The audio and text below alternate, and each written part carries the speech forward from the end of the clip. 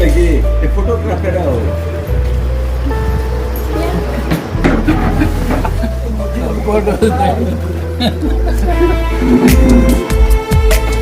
Smile. Lihat mana?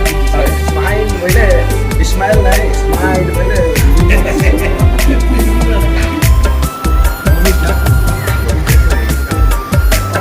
Great smile. Right. Smile. Smile.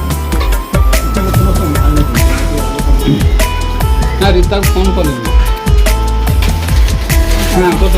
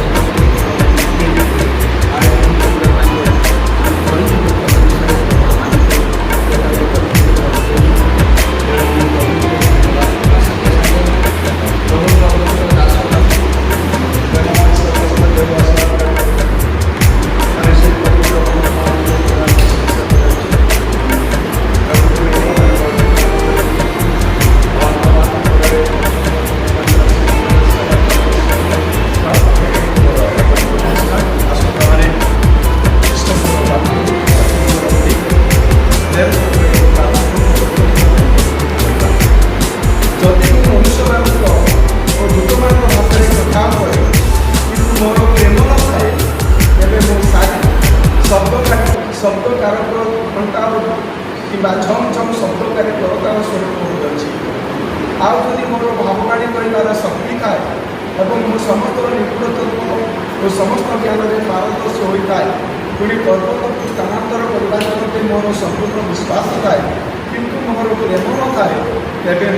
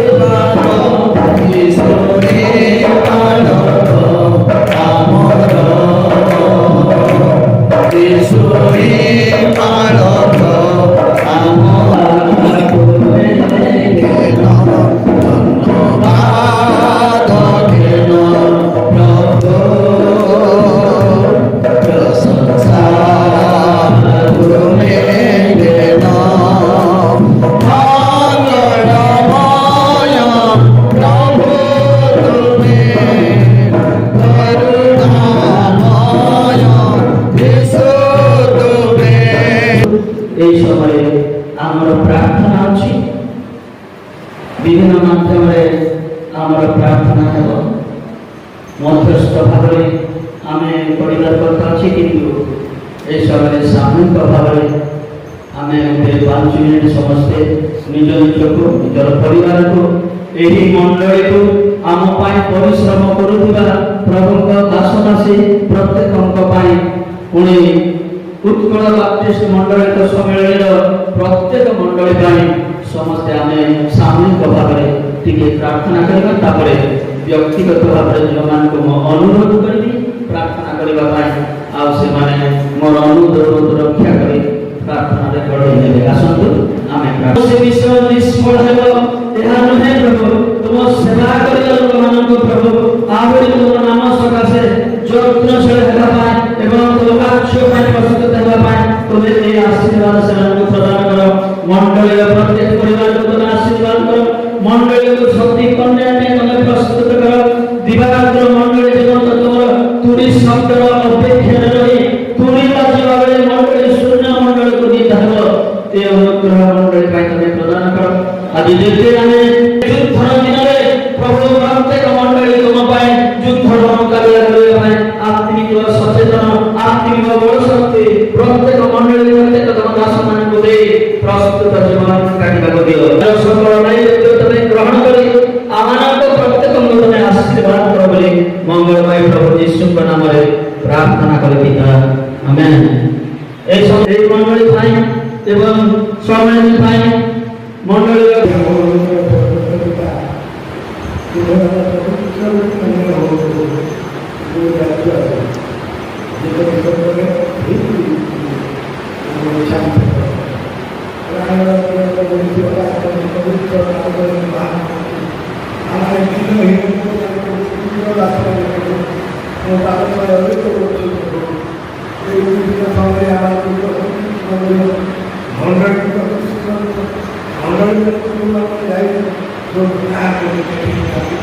तुम्हें अमानक निकट रही सर्वदा करुणामय प्रभु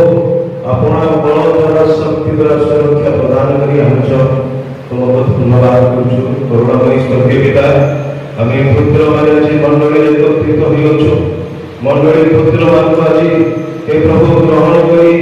आज तुम उपासना करने को अनुग्रह कर मंडली विशेष कर आशीर्वाद धर्ममय करुणामय स्वर्गीय पिता मंडली तुम दास मान को तुम्हें आह्वान कर महिमामय स्वर्गीय पिता प्रार्थना करुँची पालक महाशय सहकर्मी निगम मान को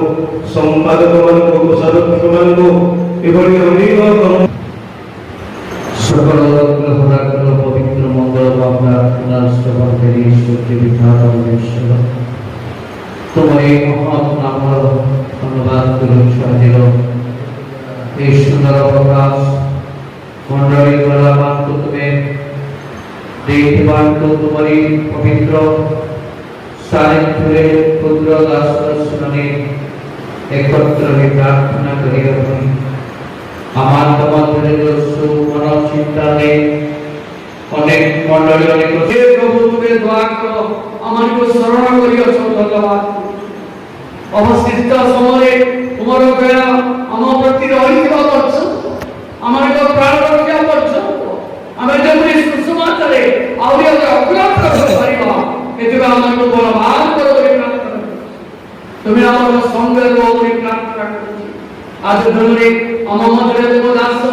সামাজিক মহাসভা তোমার বাক্য কইয়া নাই তুমি তাকে পূর্বরে নির্মিত করিয়ছ এতবাই ধন্যবাদ করছি এতবাই কাঙ্গ তোমার পবিত্র আত্মা আক্রান্ত করে বলি প্রার্থনা করছি তোমার আত্মা তুমি অভিষেক করে বলি প্রার্থনা করছি কাঙ্গর জীবনে তাঙ্গ স্থানে তুমি আপনাকে প্রকাশ করো আমি যে সকল বাক্য শুনিব তা গ্রহণ করি ভগবান এবং তোমার রাজ্যময় বঞ্চিব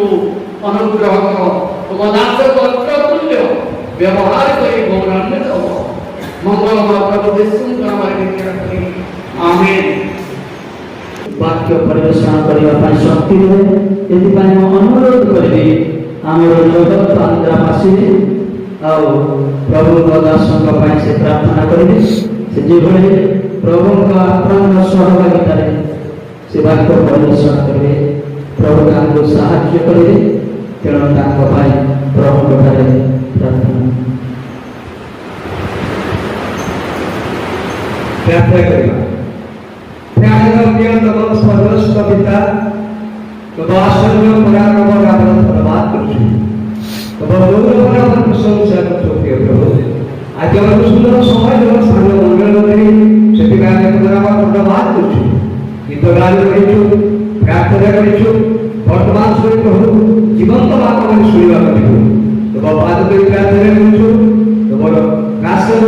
ଉପରେ ଅଧିକାର କର ଏ ପବିତ୍ର ଆତ୍ମା ତାଙ୍କୁ ତୁମେ ସ୍ପର୍ଶ କର ତାଙ୍କର ମୁଖପାତ୍ରରେ କଥା କର ଯୋଉ ସ୍ୱର୍ଗୀୟ ନାରାୟଣ ପ୍ରଭୁ ସେ ସ୍ୱର୍ଗୀୟ ଭକ୍ତରେ ଆମେ ପ୍ରତ୍ୟେକ ପରିତୃପ୍ତ ହଉ ସେଥିପାଇଁ ଉପକାଶକୁ ତୁମେ ପ୍ରଚୁର ଅନୁଗ୍ରହ କର ଆଶୀର୍ବାଦ କର ପ୍ରିୟ ପ୍ରଭୁ ବାକ୍ୟକୁ ନିଜସ୍ୱ କରିବେ ବାକ୍ୟ ଅନୁସାରେ ଆପଣ ଜୀବନ ଅତିବାହିତ କରିବେ ଆମର प्रोग्राम अनुसार प्रभु दर्शन को अनुरोध करी सब जगह 30 मिनट केवल आम वाक्य दि जाऊँ तेणु दयाक प्रभु दर्शन आमको 30 मिनट वाक्य प्रदान करें आम समस्ते वाक्य प्रति मन दीजिए आह्वान कर प्रभु दर्शन आमको वाक्य प्रदान करें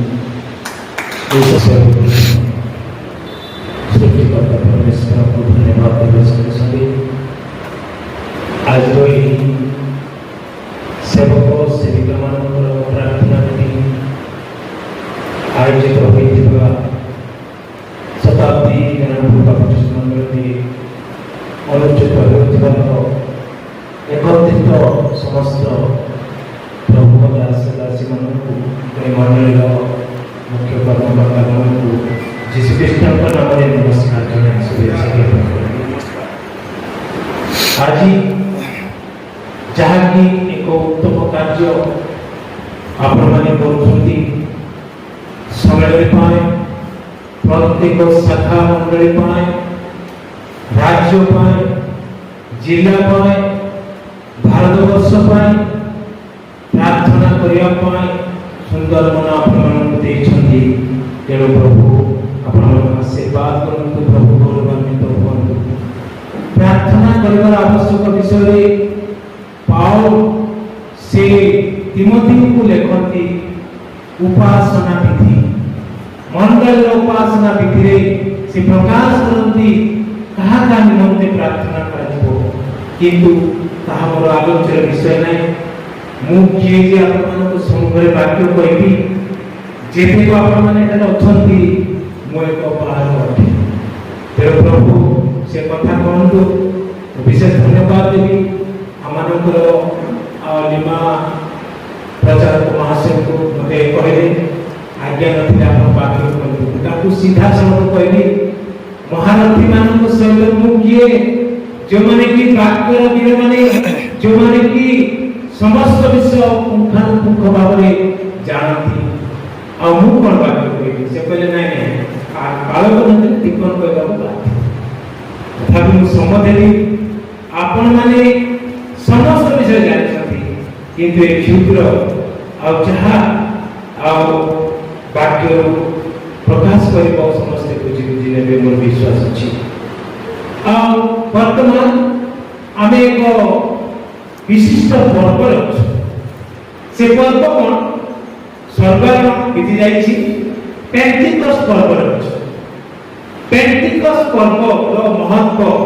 आमे समस्त जानो आ पेंटिकस पर्व समाज पूर्व जेतबे यीशु जगत रे थिले से तीनोटी विषय कहली सरकार करते द फर्स्ट वन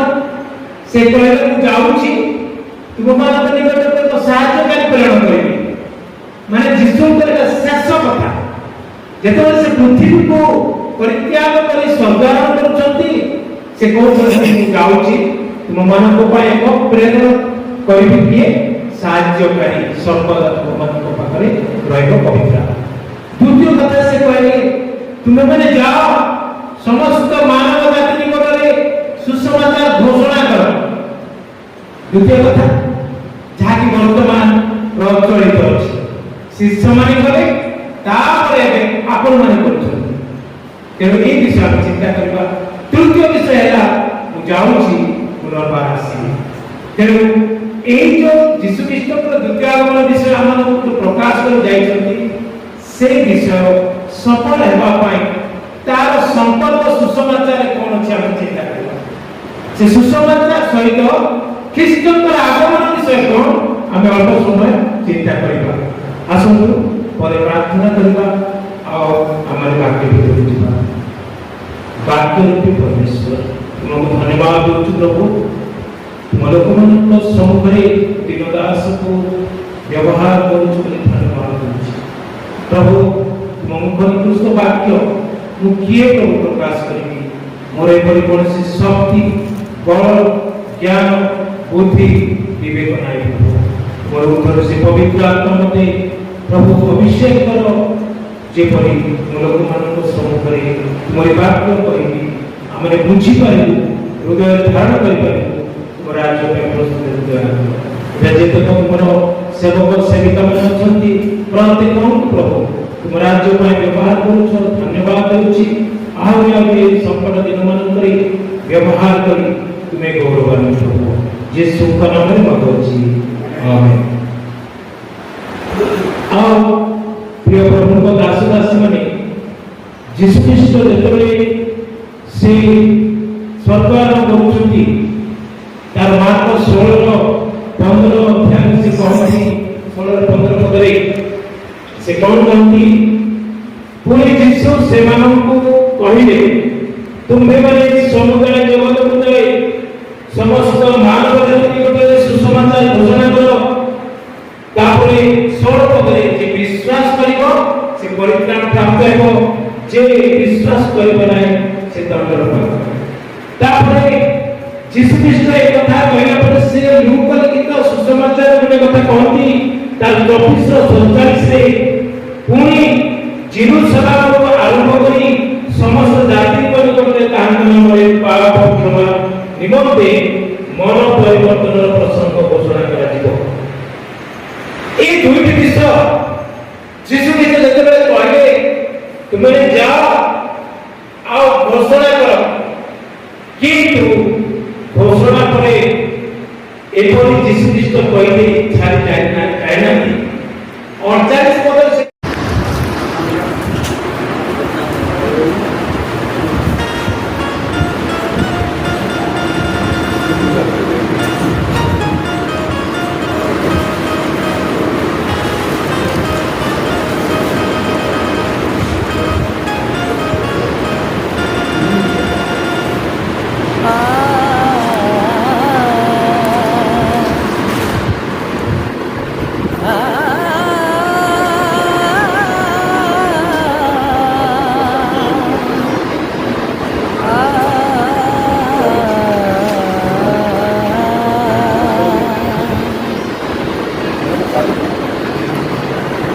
শুভ সময়